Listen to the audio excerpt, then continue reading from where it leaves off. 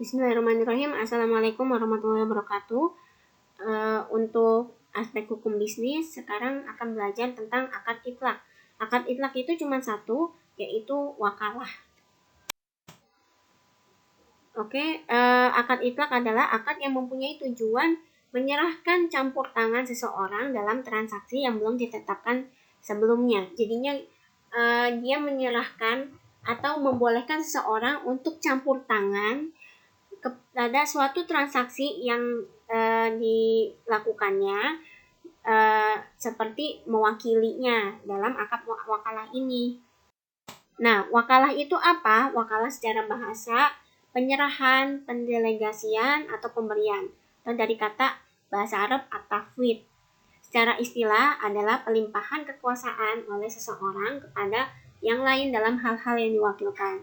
Jadinya misalkan orang berhalangan untuk melakukan transaksi jual beli, dia berhalangan untuk hadir di majelis, jadinya dia mewakili jual beli itu, transaksi jual beli kepada orang lain.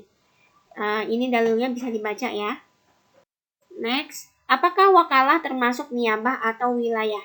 Jadi gini, apakah orang yang mewakilkan itu dia mempunyai hak sepenuhnya terhadap transaksi tersebut, atau dia benar-benar menggantikan seluruh fungsi yang diwakili si mewakil itu, atau dia cuma sebagai pengganti saja. Yang pertama, wakalah termasuk niyabah, dia cuma mewakili aja, tapi dia nggak punya menggantikan seluruh fungsi mewakil yang diwakili. Yang kedua, wakalah sebagai wilayah, ya, dia mempunyai hak penuh. Jadinya misalkan seperti ini, ada disuruh, ya udah, saya mewakilkan kamu untuk jual beli.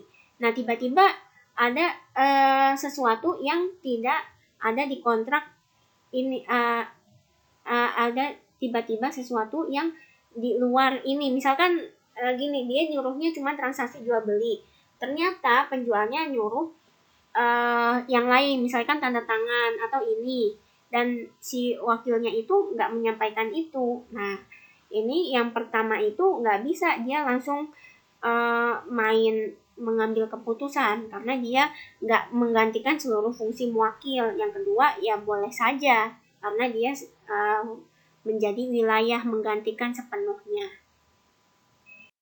Oke, skema wikalah.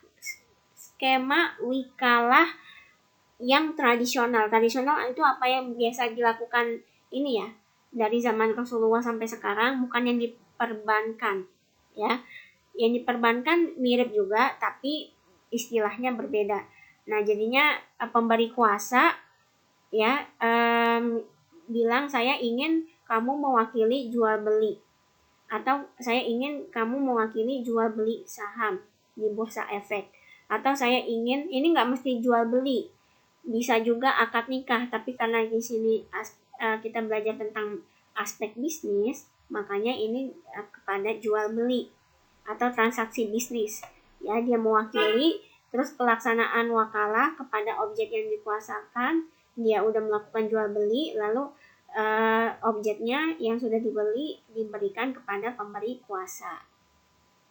Next, skema wakalah dalam perbankan syariah.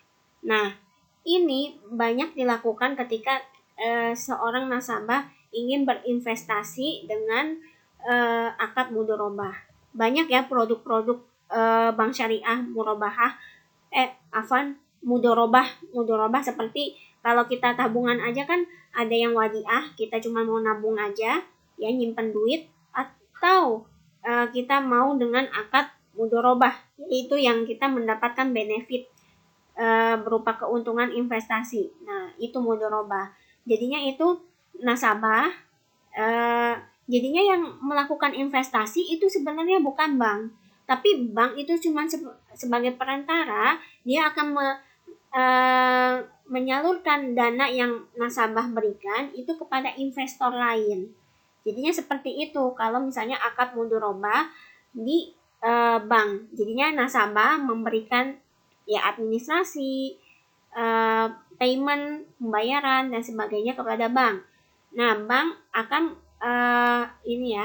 melakukan kontrak dan pembayaran juga kepada investor. Sama juga nasabah itu menandatangani kontrak ya. Biasanya kalau kita mau buka rekening investasi atau mudharabah itu juga kontrak juga. Nah, itu bank itu cuma sebagai perantara.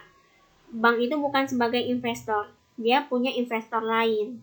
Nah, itu wakalah dalam skema wakalah dalam perbankan syariah. Jadinya mirip dengan wakalah tradisional ya, atau yang sering dilakukan dalam keseharian masyarakat, cuman sistemnya aja beda dan istilah-istilahnya yang berbeda dalam perbankan syariah. Oke, terima kasih. Kurang lebihnya mohon maaf. Wassalamualaikum warahmatullahi wabarakatuh.